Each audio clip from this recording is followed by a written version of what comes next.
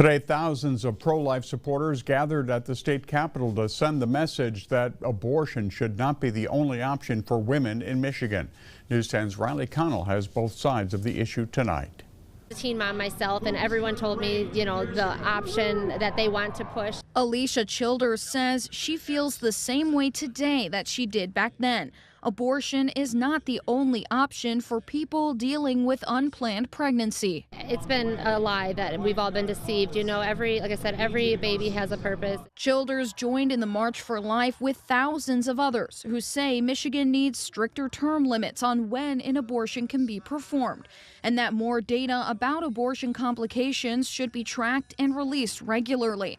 But Representative Lori Pohotsky believes those calls are attempts to stir up fear. Abortion is one of the safest medical procedures that exists. Pohotsky says abortion access remains protected in Michigan and must be moving forward. Abortion access saves lives. Still, pro-life supporters made their message clear. If there is a choice, it should be life. In Lansing, Riley Connell, News 10. Planned Parenthood of Michigan is also responding to the March for Life today. In a statement to News 10, they say Michiganders voted to enshrine abortion access almost 3 years ago, and that Planned Parenthood will continue fighting for everyone to have access to the health care they need.